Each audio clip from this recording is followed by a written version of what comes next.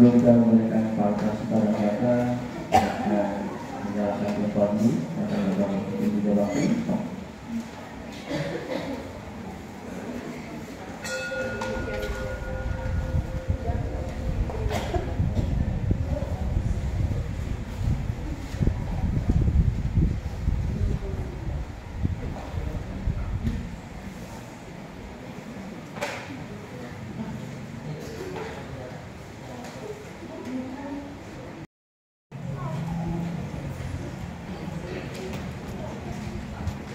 Buka halaman 71 datang lewat satu mari satu saja.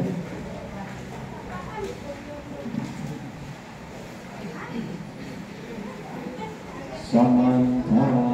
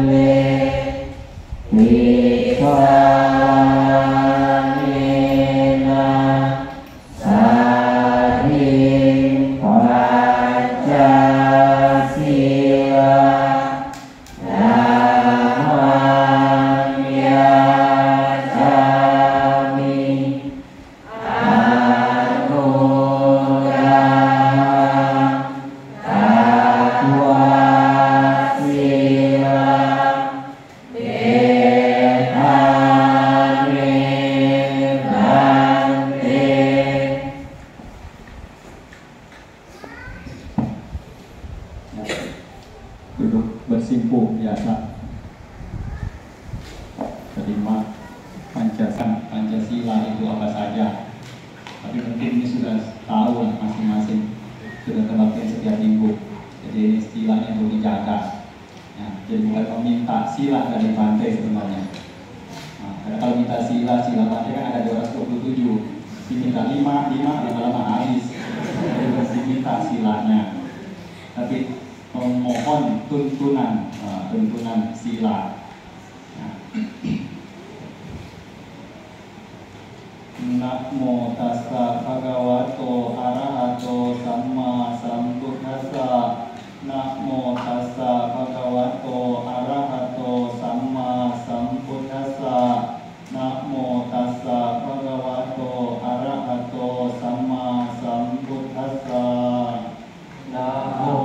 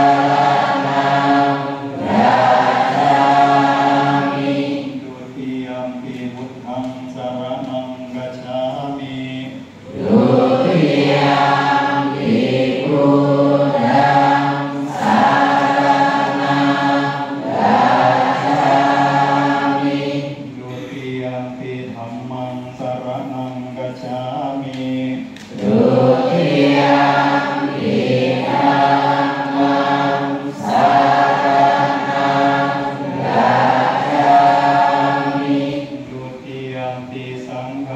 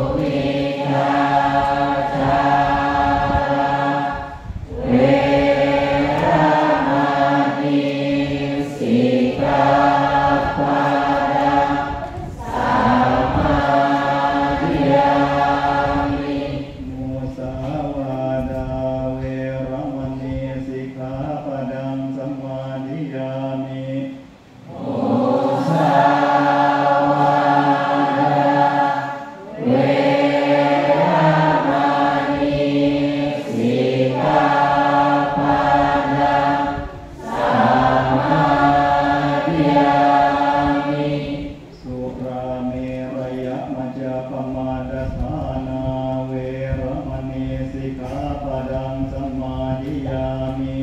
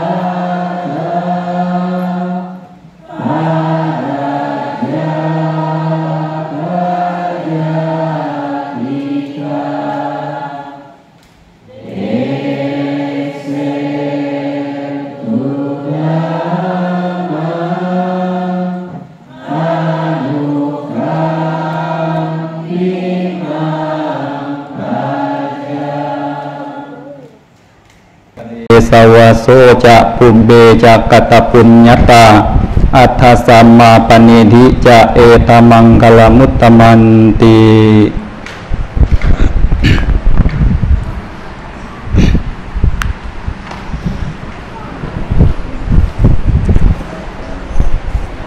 Oke, hari ini tanggal 19, hari Minggu 19 Januari 2025. Ini pertama kalinya Bante datang untuk bicara di hari Minggu, di hari kebaktian. Kalau sebelumnya pernah duduk di sini juga pernah Maga Puja ya waktu itu. Kalau tidak salah Maga Puja, mungkin 2 atau 3 tahun yang lalu. Kalau siapa mungkin yang masih ingat, kalau nama juga tidak perlu kenalan lagi lah. Setiap hari lewat ada. Nggak bosan kali lihat ini. Bantenya ini lagi, lewat lagi. Yang bawa ikut juga ya itu juga mukanya. Anak-anak, bocah-bocah. Ya itulah, seperti itu adanya namanya agama Buddha kita. Kadang ada mana yang tidak ada pekerjaan, itu bisa bantu para biku. Tujuan untuk membantu-bantu kegiatan.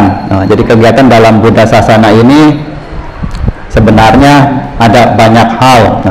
Bukan hanya sekedar setiap minggu saja kebaktian, tetapi setiap harinya mungkin bisa latih berdana. Para bikunya juga punya kegiatan setiap hari pindah patah, karena setiap hari perut harus diisi. Kalau isi perut seminggu sekali juga mungkin tidak tahan juga. Di sini kemarin juga diminta tema, makanya saya sempat bingung.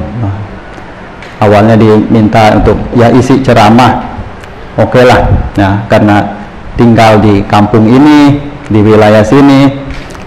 Kalau masyarakat sekitar memberikan permohonan tidak jalan, ya bagaimana? Hidup bersama ya harus bisa saling bantu, saling isi satu sama lain. Nah, jadi disempatkan untuk hari ini. Terus diminta tema, nah pikir tema apa? Pertama saya tidak tahu juga temanya karena tidak lihat medan, ya kan? Karena kita kan harus tahu dulu mau pergi perang, medannya seperti apa, ya kan? Kalau lawannya yang negara-negara kecil ya gampang. Kalau negara besar harus dipersiapkan prajuritnya. Nah, ini lihat dulu medannya. Makanya tema, ya sudahlah, sedapatnya dulu. Yang penting buat tema. Tapi nanti arahnya sesuai tema juga tidak tahu. Nah, karena umumnya seperti itu cara kalau saya bicara tidak bisa untuk diarahkan harus ke sini. Itu sesuai dengan karena bukan menghafal. Nah, cara saya berceramah, cara saya berbicara bukan menghafal, tapi apa yang terkontak di hati gitu, yang ingin disampaikan. Misalnya ada suara-suara apa yang itu mengganggu, nah itu juga bisa langsung berubah arahnya. Jadi kalau temanya di sini mengenai Dhamma sebagai cerminan hidup, nah kalau nggak salah seperti itu. Saya sendiri lupa, tapi ya oke lah. Nah, yang penting ngerti maksudnya. Jadi pada saat berpikir demikian, pertama kan ingin tahu juga kira-kira sesuatu yang berhubungan dengan Dhamma, tetapi untuk mengajari diri sendiri juga.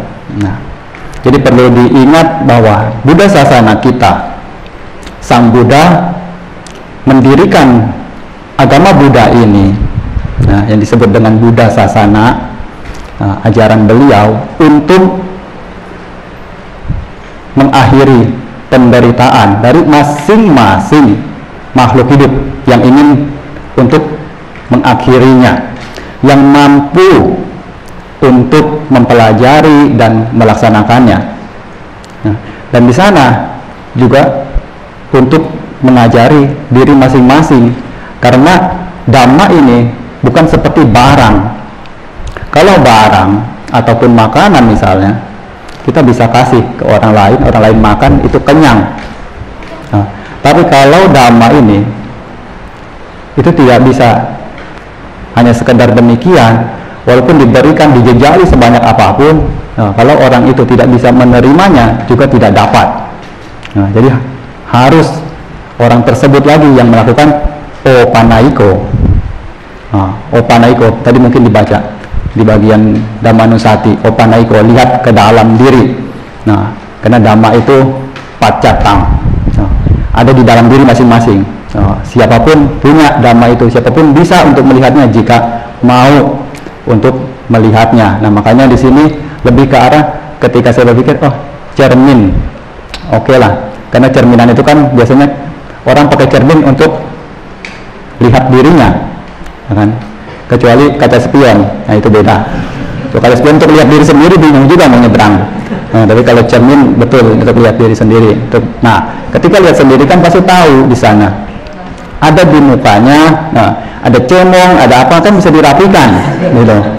Tapi kalau misalnya, ya fungsinya kan untuk itu, gitu, untuk memperbaiki diri, merias diri. Nah, jadi Dhamma itu di sini saya pikir untuk kita melihat lagi sebagaimana Dhamma yang sudah diajarkan oleh Sang Buddha sejak 2500 lebih tahun yang lalu, bahkan sudah hampir 2600 tahun lamanya. Nah, itu untuk kita jadikan sebagai patokan, nah, untuk lihat kembali diri kita apakah sudah sesuai dengan jalan Dhamma.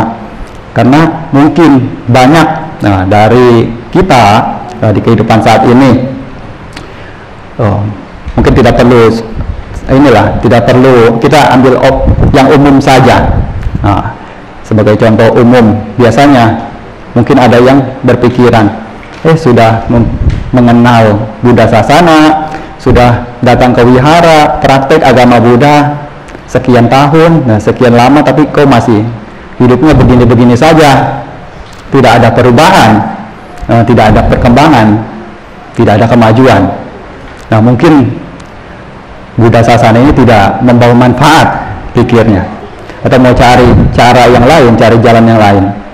Nah, mungkin juga akan ada pertanyaan-pertanyaan seperti ini, karena mungkin saja dalam yang namanya kita praktek Dhamma itu tidak selalu ada perkembangan-perkembangan yang signifikan. Mungkin akan ada tahap di mana stuck, maju tidak, mundur pun tidak.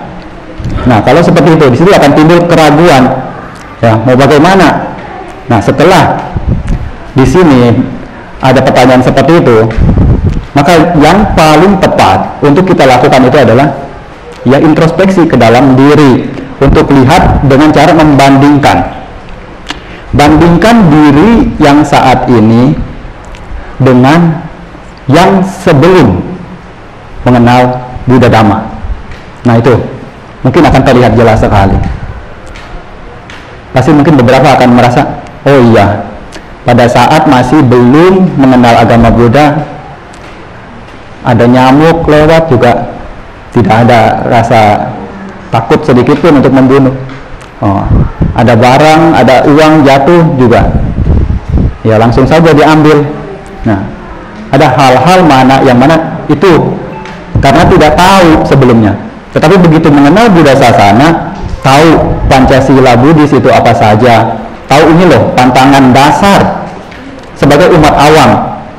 Nah, yang mana pantangan yang sudah Sang Buddha itu tetapkan, mulai dari tidak membunuh makhluk hidup, tidak mengambil barang tidak diberikan, tidak berbuat asusila, tidak berbicara yang tidak benar, serta tidak minum minuman keras. Ini sudah tahu, karena sering juga dibahas, sering juga didengar. Nah, akhirnya apa? Ketika sampai pada saat di mana hal-hal tersebut mungkin dapat untuk terlanggar, ada remnya. Nah, inilah yang disebut dengan salah satu manfaat yang mana kita kadang tidak sadari. Tapi itulah kadang kalau misalnya tidak ada orang yang beritahu, juga tidak dapat untuk menyadarinya. Tapi ketika diberitahu, oh iya, jika dibandingkan memang benar adanya. Nah, ini tunggu sebentar. ada iklan.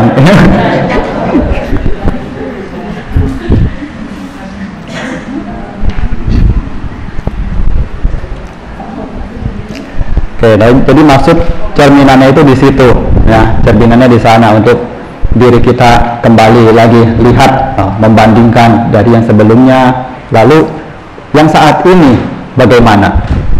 Nah, ada hal mana, ya, di dunia ini, kalau mungkin saya ingin tanyakan,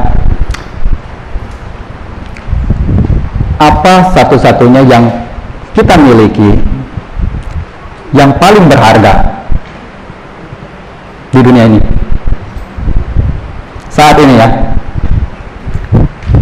Saat ini semuanya kan pasti memiliki apapun itu. Nah, sekarang dari segala yang dimiliki itu, apa yang paling berharga? Nah, saat ini apa yang paling berharga?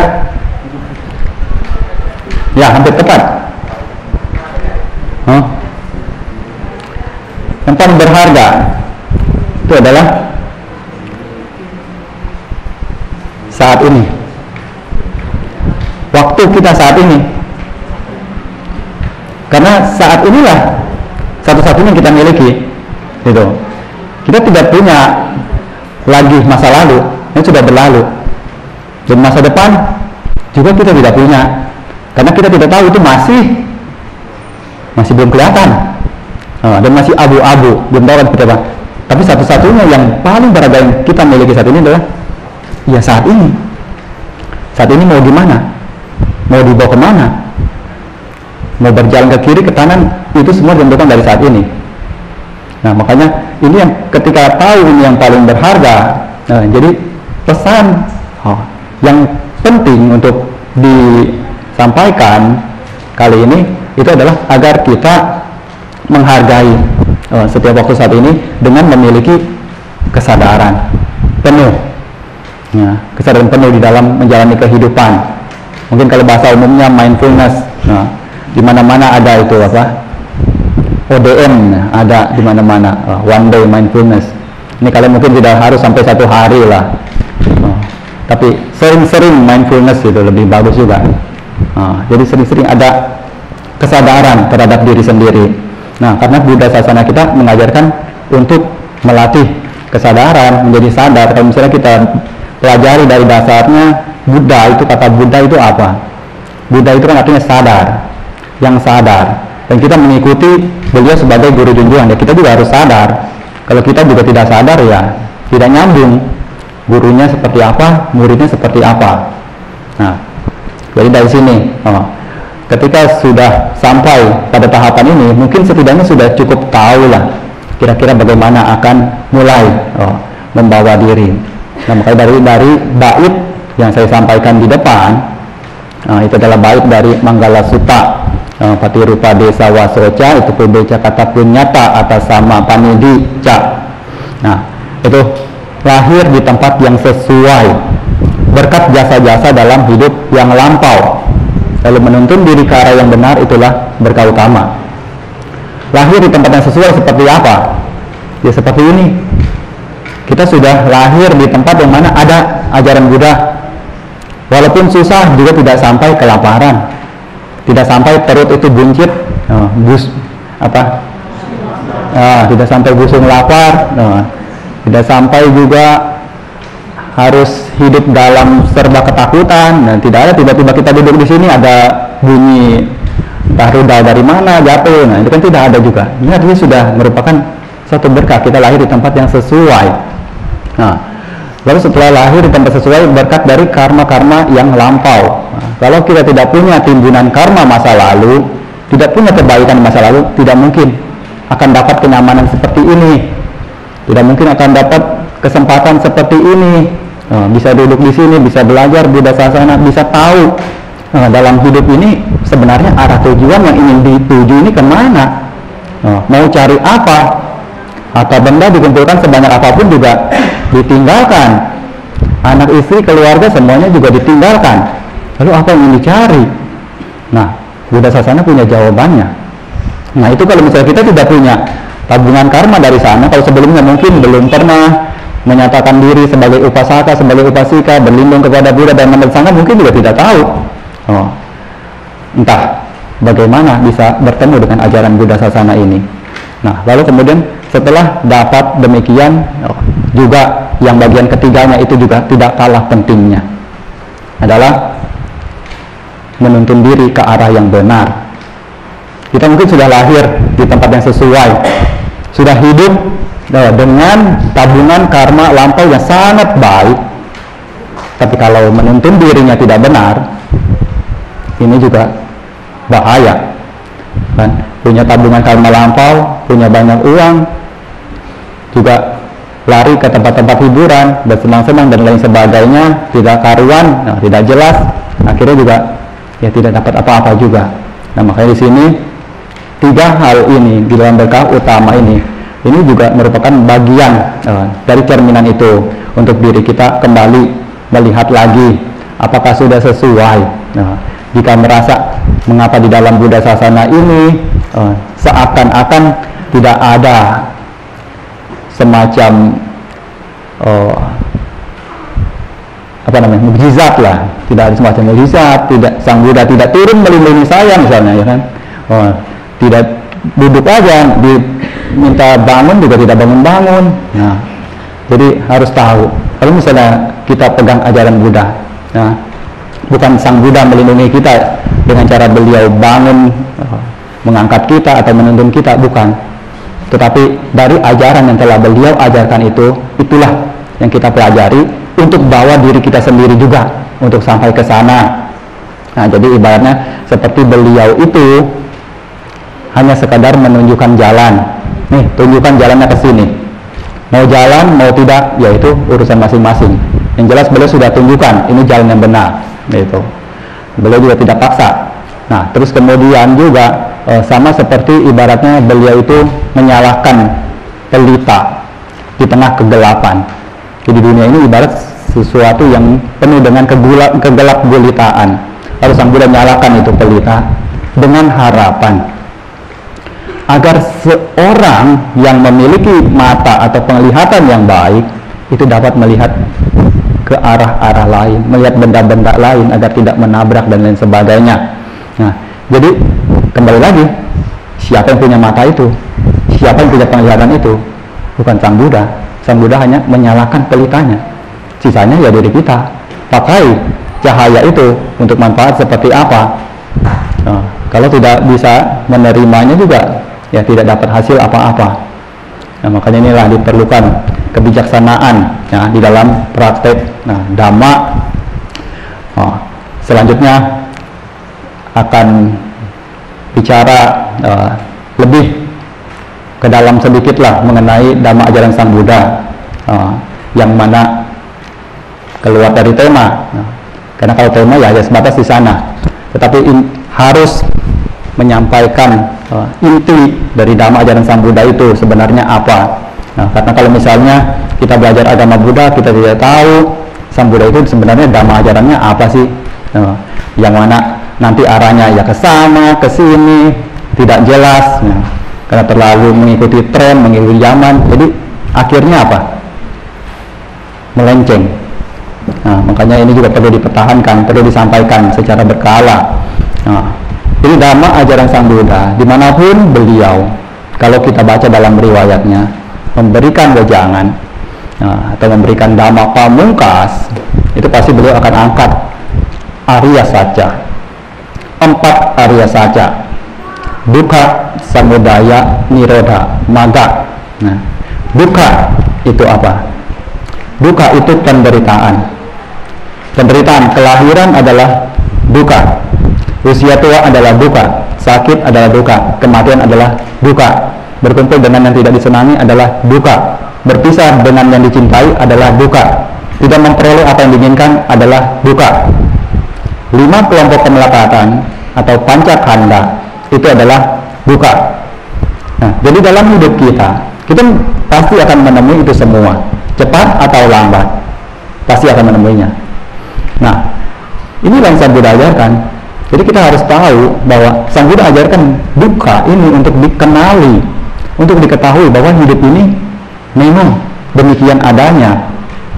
Lalu setelah itu, dari mana semua itu berasal? Tentu ada sebab kemunculannya. Sebab kemunculan dari dukkha disebut dengan samudaya.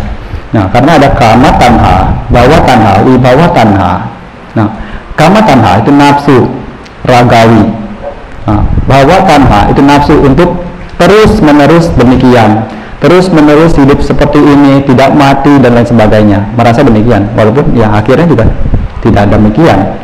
Lalu vibhava tanha itu adalah nafsu untuk menghabisi, dalam artian tidak senang, ingin bunuh diri. Ini termasuk di dalam vibhava tanha. Karena inilah makanya penderitaan itu terus menerus ada dan terus menerus berputar-putar di dalam kehidupan kita yang entah sampai kapan tidak tahu, karena tidak tahu ini, tidak dapat untuk meninggalkan sebabnya ini, sebab kemunculan daripada dukkha. Lalu kemudian setelah ada kemunculannya juga ada akhirnya, akhir dari dukkha yang Sang Buddha itu ajarkan, yang Sang Buddha itu telah capai dan benar adanya, bahwa di dunia ini Sang Buddha mencapai penanganan sempurna itu adalah hal yang benar-benar nyata, bukan sekedar dongeng. Kalau kita belajar di Buddha itu bukan dongeng. Beliau mencapai penanganan sempurna menjadi Buddha dengan usaha yang sedemikian rupa, mengorbankan jiwa, raga, hingga nyawanya, hingga mampu untuk menembus pengetahuan sempurna, menghabisi seluruh kekotoran batin. Inilah akhir dari padamnya dukkha tersebut. Makanya kita yang di sini juga berlatih untuk sampai ke sana. Hanya saja berbeda dengan porsi yang tentunya tidaklah sama seperti yang dijalankan oleh sama Sang Buddha, karena beliau harus cari sendiri. Beliau tidak tahu ketika masih sebagai seorang pangeran, beliau sama sekali tidak pernah mendengar orang mati itu seperti apa, orang sakit itu bagaimana, orang tua itu bagaimana. Bayangkan 29 tahun Pangeran Siddhartha itu dikekang untuk disembunyikan daripada hal-hal yang berupa penderitaan. Kalau sekarang mungkin 2 tahun, 3 tahun juga sudah lihat orang tua seperti apa, orang sakit seperti apa. Tapi Siddhartha tidak tahu hingga usia 29 tahun. Lalu beliau harus mencari itu semua, keluar dari istana untuk mencari jalan mengakhiri penderitaan tersebut hingga menemukannya. Dan sementara kita saat ini, yang mana saya katakan dengan porsi yang berbeda, karena kita tidak perlu untuk buka jalan, untuk buka-buka hutan dan lain sebagainya seperti layaknya Sang Buddha mencari dhamma tersebut. Hanya saja kita tinggal mengikuti jalan yang telah dibuka oleh Sang Tathagata tersebut.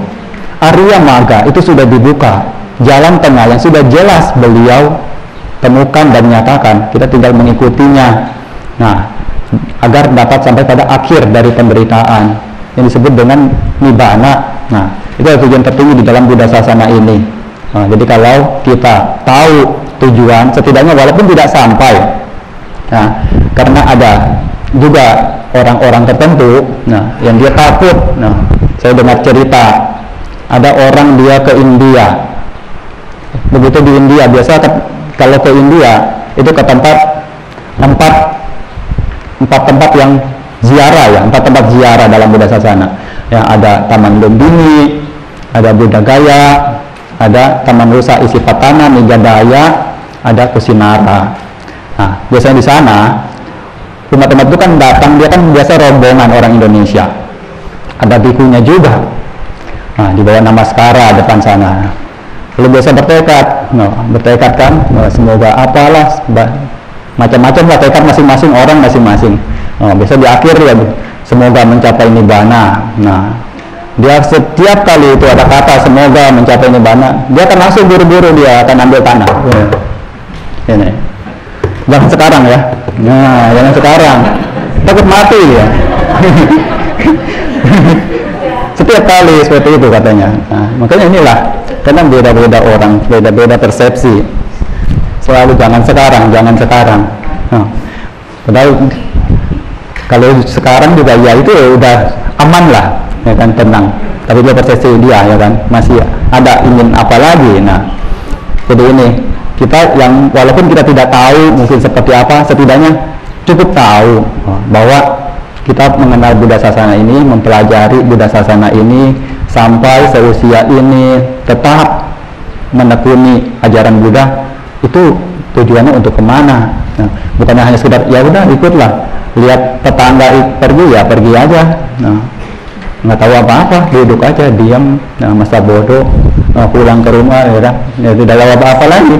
Nah, begitu kan aneh gitu. Nah, tapi sebelum kita tahu, cukup tahu, ya, walaupun tidak jelas, cukup tahu arahnya untuk ke nibbana. Nah, lalu jalannya bagaimana? Jalannya juga Sang Buddha ajarkan, Sang Buddha bukakan. Nah, Magga 8. Nah, Asta Arya Magga itu mulai dari Samaditi, sama Sangkapo, sama Waja, Kamanto, Ajiwo, Wayamo, Sati, Samadhi. Nah, pandangan benar, pandangan yang dulu yang diluruskan. Kita harus lihat, benar-benar tahu bahwa dunia ini itu sifatnya tidak kekal, anicca, tidak kekal. Ada kelahiran, ada pertumbuhan, ada penuaan, juga akan ada kematian.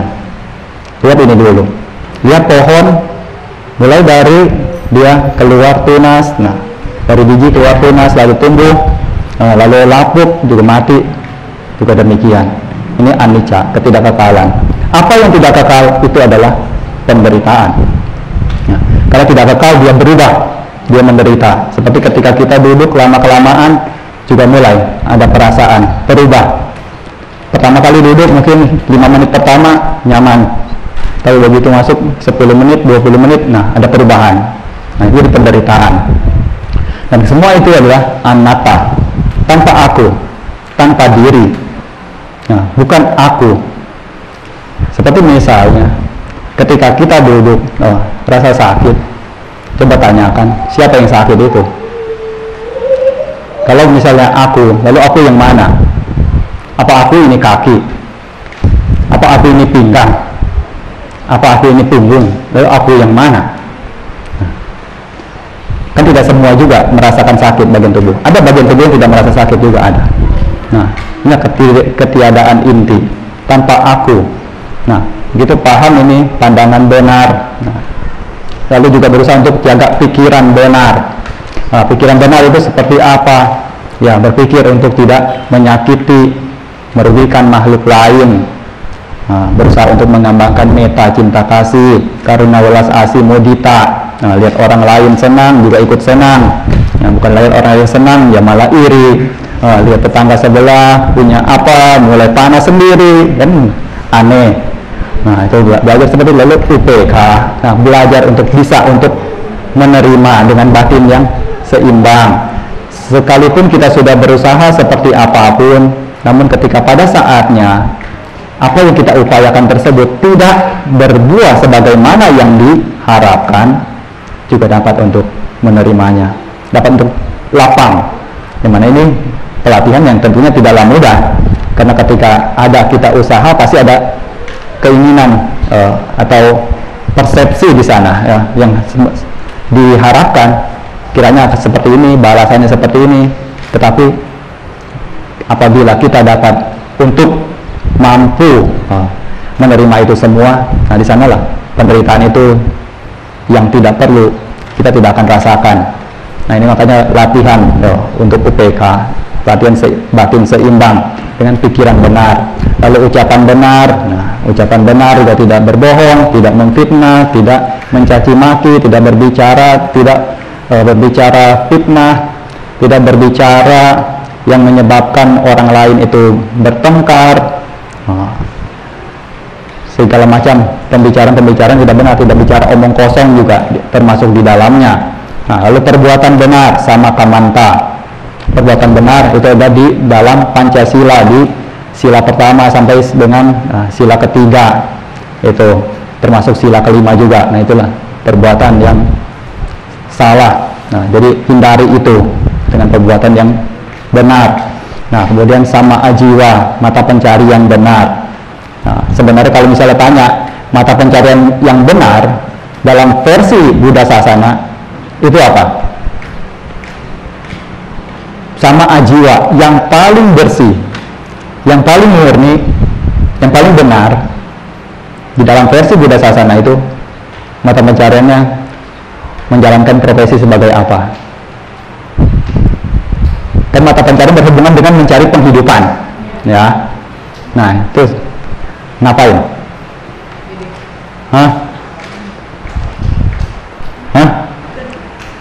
Bertani pun masih tidak terbebas dari pembunuhan, karena ada serangga, ada hama dan sebagainya. Tahu apa? Mata pencarian paling benar, paling bersih. Kalian setiap hari lihat tapi kalian tidak tahu. Tahu? Dalam versi Buddha Sasana, Sang Buddha pun itu jalani Pindapata. Itu Pindapata paling murni, paling bersih. Itu mata pencarian yang paling bersih. Dikasih, terima, tidak juga tidak panggil, tidak minta, tidak paksa. Nah, itu paling bersih.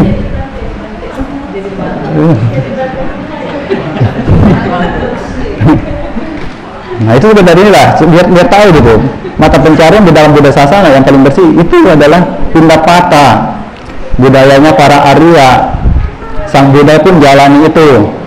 Nah, jadi biar tahu lah, ingat-ingat. Nah, kalau sama jiwa yang paling bersih itu apa? Karena umumnya mata pencarian di dunia ini hampir semua profesi pun pasti ada sedikit kotor-kotornya. Tapi memang Pindapata itulah yang memang telah dinyatakan paling bersih. Menerima makanan ya, sudah jadi, sudah ada, sudah siap, itulah penghidupan. Nah, lalu kemudian memiliki sama sati. Nah, sama wayama itu ada usaha, semangat. Nah, jadi ada hal mana keburukan baik itu kecil yang sudah ada, itu berusaha untuk dihilangkan. Keburukan mana yang belum muncul juga berusaha untuk dicegah agar tidak muncul. Kebaikan mana yang belum muncul juga berusaha untuk dimunculkan. Kebaikan mana yang belum muncul, kebaikan mana yang sudah muncul juga berusaha untuk dikembangkan. Nah, inilah sama wayama, 4 hal. Jadi ada keburukan yang belum ada, jangan sampai ada. Karena kalau ada nanti bisa berkembang tambah banyak. Nah, jangan pikir melakukan kejahatan itu kecil, nggak apa-apa, sedikit saja.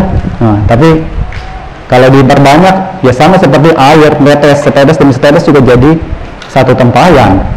Nah, pernah di sini juga ada cerita waktu di Medan. Nah, ada Lumpo di sana, ada umat tanya kepada Lumpo. Oh, itu di hall ya, pada saat Dhamma-talk. Umat itu tanya, kalau misalnya berbohong demi kebaikan, boleh tidak? Nah, itu dibenarkan tidak? Berbohong demi kebaikan. Jadi contohnya bagaimana? Contohnya, ada nggak berbohong demi kebaikan?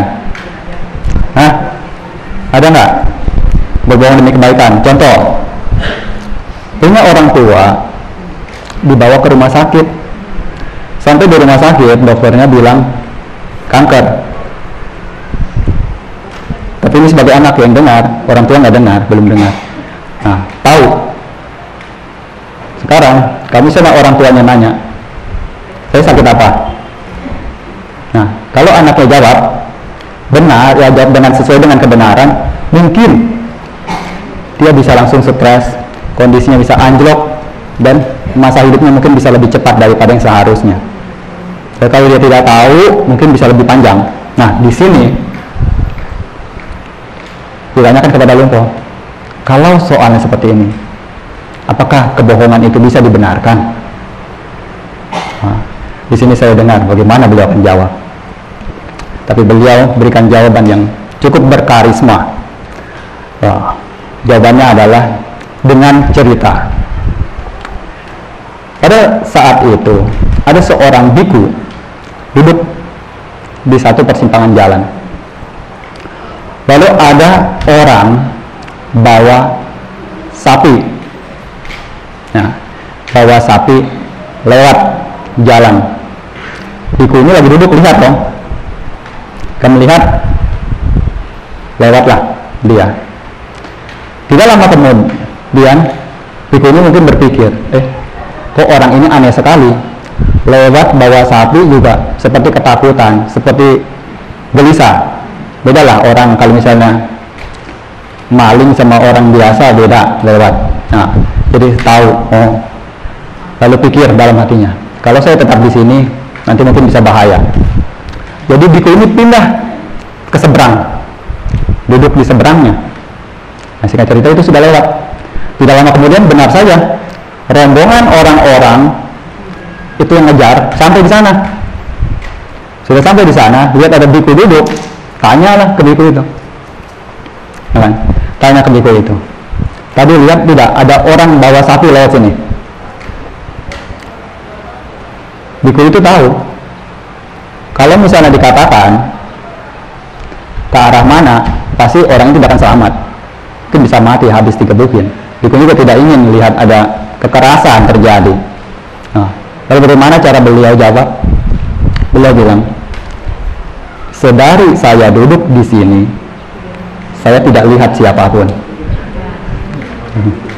Nah, sedari saya duduk di sini, saya tidak lihat siapapun. Nah, tadi yang duduk di sana lihat, tapi saat sudah di sini, nah dia tidak lihat. Nah, jadi jawaban beliau dari situ, simpulkan sendiri, simpulkan gitu kan. Oh, jadi di sana letaknya, dimana yang saya pikir beliau benar-benar bijak gitu, dalam artian beliau tidak mengajarkan orang untuk berbohong. Kan berbohong sebaik apapun, seperti apapun alasannya, tetap saja tidak baik. Cepat atau lambat ya tidak baik, karena kebohongan hanya bisa ditutupi dengan kebohongan. Tetapi dengan ada tekniknya, dimana kita tidak harus berbicara terus terang. Nah, itu. Jadi disinilah letaknya, mana kalau kebaikan itu walaupun kecil, usahakan untuk dihindari karena bisa membesar, dan keburukan yang kecil itu bisa membesar. Lalu keburukan yang sudah ada itu berusaha untuk dikikis sedikit demi sedikit. Nah, kemudian kebaikan mana yang belum muncul juga berusaha untuk dimunculkan. Nah, seperti saat ini datang ke sini, itu merupakan satu macam bentuk untuk menumbuhkan kebaikan. Ya kan, dibandingkan di rumah tidak ngapa-ngapain atau malah melakukan kegiatan-kegiatan yang tidak jelas. Nah, lebih baik ke wihara, mungkin bisa baca parita, bisa melatih sila, bisa berdana. Nah, itu merupakan satu macam bentuk kita menumbuhkan kebaikan. Dan ketika kebaikan itu sudah muncul, bagaimana lagi mengembangkannya? Nah, dengan cara terus-menerus memupuknya secara kontinu, jaga untuk keawasan pikiran itu, untuk tetap mengendalikan ucapan dan perbuatan. Nah, selanjutnya itulah dengan memiliki samasati. Sama satu itu memiliki perhatian yang benar, kesadaran. Pada saat akan melakukan apa, tempatkan kesadaran di sana. Saat ini dulu di sini, ya sudah tempatkan perhatian di sini dulu, jangan kemana-mana. Nanti waktunya keluar, waktunya pulang, ya nanti ada waktunya. Tapi saat ini, sekali lagi, saat ini adalah saat yang kita miliki, saat ini paling berharga. Ya sudah, itu dijaga sebaik mungkin. Jangan sampai dibiarkan lewat begitu saja. Nah, lalu kemudian yang terakhir itu adalah samadhi, memiliki konsentrasi, sudah punya keawasan, sudah punya kesadaran, lebih ditekankan untuk konsentrasi lagi agar semakin lebih mantap. Kalau sudah mantap juga dapat ketenangan. Nah, makanya kalau misalnya mau coba, ini mungkin paling perlu ya untuk era saat ini. Nah, karena kalau dilihat secara statistik, di mana angka stres ya, angka stres pikiran di zaman saat ini justru lebih tinggi dibandingkan zaman-zaman sebelumnya. Ada merasa tidak? Tingkat stres manusia di zaman saat ini. Sekarang kalau misalnya kita bandingkan dengan mungkin setengah abad yang lalu, di mana teknologi belum secanggih ini, mungkin tidak sampai seperti ini. Tapi di era modern seperti ini, yang mana segala hal itu bisa diperoleh dengan instan, tetapi mengapa tingkat stresnya itu malah semakin lebih tinggi? Nah, inilah ada poin mana yang terlewatkan, di mana mungkin orang-orang zaman dahulu ketika merasa jenuh, merasa bosan, dia akan punya waktu untuk tinggal dengan rasa bosannya itu. Jadi tahu ini mau mengalihkannya bagaimana, mencari kreativitas tertentu mana yang jauh lebih bermanfaat. Tapi saat ini gitu bosan 5 detik, bosan apa yang dipegang. Nah itu, jadi hampir benar-benar kita tidak pernah punya rasa bosan. Benar tidak? Itu bahayanya. Manusia tidak pernah bosan, itu bahayanya. Tidak tahu rasa bosan itu seperti apa. Nah, jadi tidak tahu cara mengatasi seperti apa. Nah, sinilah pentingnya untuk konsentrasi itu. Nah, makanya ada yang mana suara yang paling penting untuk kita dengar sesering mungkin. Tahu suara apa? Bukan suara lagu ya. Ini kadang di sini pet. Saya juga bingung. Benar? Ada sebotol minuman juga. Yang pasti bukan itu ya. Nah, suara apa? Tahu? Mau tahu suara apa? Yang paling harus kita dengar sering-sering untuk menjaga agar mental kita tetap sehat. Tahu? Nah, suara itu. Sudah dengar kan? Suara itu. Bukan. Sudah dengar? Ini suara hening itu. Suara keheningan. Coba sering-sering kita perhatikan, sering-sering dengar. Saat pagi, subuh, saat malam, tengah malam, misalnya terbangun, dengar suara keheningan itu. Nah itu. Inilah suara yang sebenarnya paling harus kita dengar sering-sering agar mental kita itu sehat. Suara ketenangan itu, suara kedamaian. Nah, itu dapat dengar suara hati, suara batin. Mau dibawa kemana, arah kehidupan ini untuk perlindungan dan lain sebagainya. Nah, dari sana. Kalau misalnya tidak pernah ada ketenangan, pikir sana, pikir sini, suara ini, itu dan lain sebagainya, kita tidak bisa untuk mengetahui dengan pasti dan menetapkan jalan hidup yang mantap. Nah, makanya ini coba kalau misalnya ada waktu luang untuk memperhatikannya. Sebenarnya ada, setiap momen pasti ada. Ada saat-saatnya, tidak selalu suara suara-suara musik, suara-suara bising itu ada terdengar, karena ada saat-saat yang mana juga kosong, ada saat-saat yang mana juga luang. Nah ini setelah konsentrasi demikian, jadi Sang Buddha sudah nyatakan inilah 4 kebenaran mulia ini, mulai dari dukkha untuk kita ketahui, kita sadari, kita pahami, lalu samudaya itu untuk kita tinggalkan, kemudian nirodha itu berusaha untuk diwujudkan, lalu magga itu berusaha untuk dijalani. Nah inilah 4 hal, 4 Arya Saca namanya, 4 kebenaran mulia yang mana merupakan ajaran dari guru agung kita. Jantung daripada Buddha Sasana kita itu ada di sini gitu. Sang Buddha membabarkan Dhamma pertama kali, itu yang dibabarkan adalah korba ini, Arya Saca ini, dan hampir kemanapun beliau itu membabarkan Dhamma, biasanya kalau misalnya kita dengar biku ini mendengarkan Dhamma mencapai kesucian ini, mencapai kesucian Sotapanna, mencapai kesucian Arahat, umumnya juga lewat daripada Arya Saca ini, Samukhang Sikha nih. Jadi ini ya untuk dititipkan kepada para Buddha Mamaka sekalian, upasaka dan upasika, untuk tetap semangat, tetap maju lagi. Sudah dekat juga dengan festival, juga jangan kendor, tetap dijaga nanti pada saat hari apapun, hari besar juga pada saat merayakannya juga dijaga baik-baik. Jangan terlalu hura-hura ya, ini pesan. Karena kalau di Thailand biasanya itu angka kematian kalau pada saat festival tahun barunya itu tinggi sekali, itu tinggi. Makanya mereka waktu COVID itu mereka anggap sepele beberapa. Angka kematian COVID dengan angka kematian di jalan itu lebih banyak di jalan pada saat festival tahun barunya di sana. Nah, karena apa? Karena di sana kan biasanya mabuk-mabukan lalu berkendara, yang sudah tidak terelakkan. Nah, makanya di sini juga kita hati-hati, tetap jaga kesadaran sebagai umat Buddha. Kalau bisa, yang namanya alkohol itu jangan disentuh. Nah, apalagi diminum. Kalau bisa, kalau tidak bisa ya bagaimana? Tapi harus diusahakan, belajar sedikit demi sedikit jauhkan.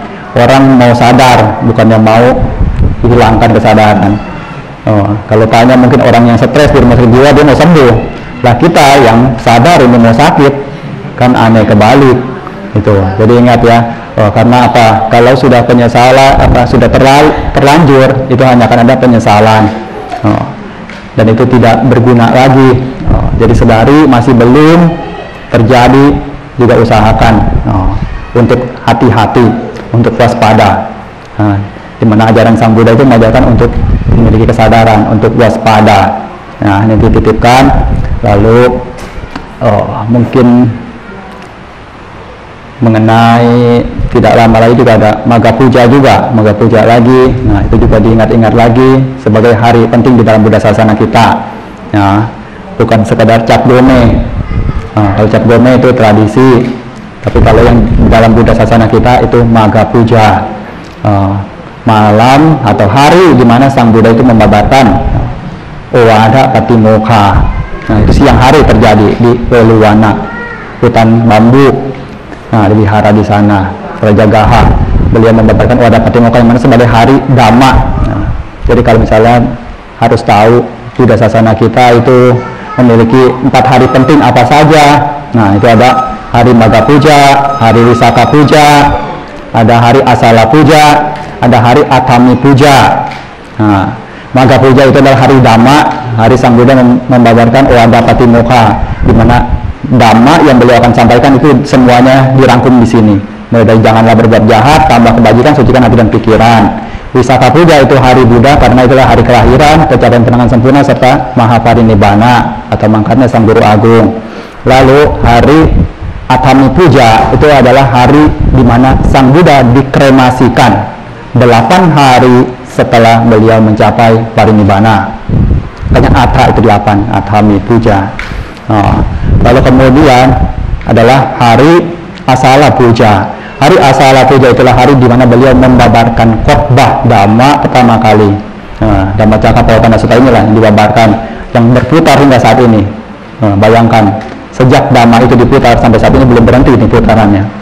Dan beliau sudah katakan bahwa tidak ada satupun makhluk di dunia ini, bukan oleh api, bukan oleh air, bukan oleh bumi, bukan oleh angin, Buddha Sasana ini akan hancur.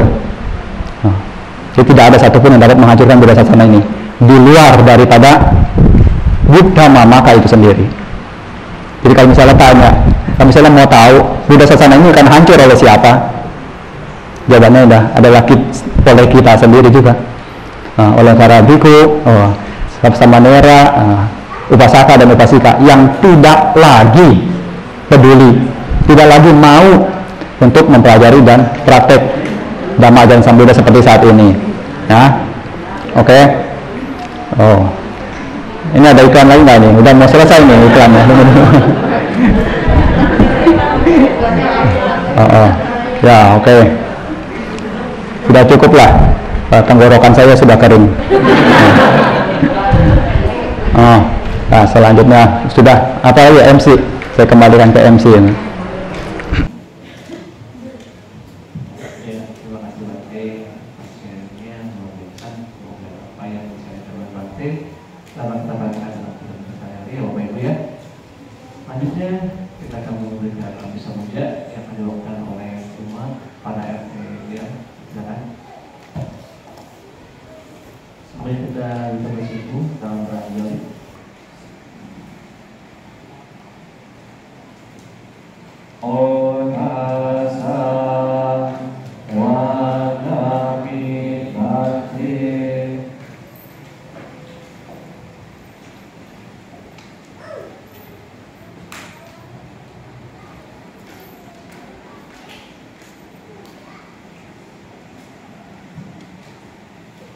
Balas budi dari Jakarta. Nah, ini buat ini apa yang kita kebutuhan biara di sini, bayar listrik kita pakai. Pada yang duduk di sini nih perlu bayar listrik. Nah, terima kasih untuk bayar. Ya. Pada tidak butuh, mungkin ada keperluan di sana. Tapi untuk di sini aja. Nah, ya. Nanti akan mendapatkan ruangan, semuanya masih bersiku menjadi.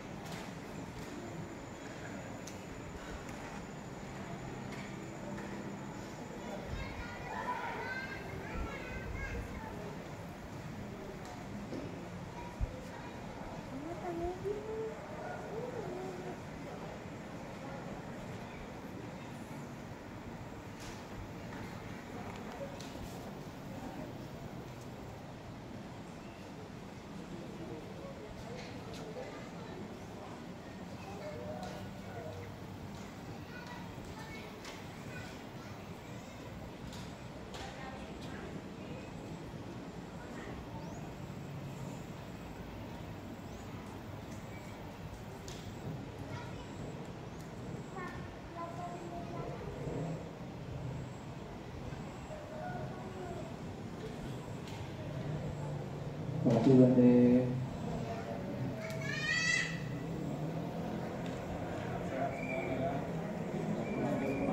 Sejahtera, tambah kaya.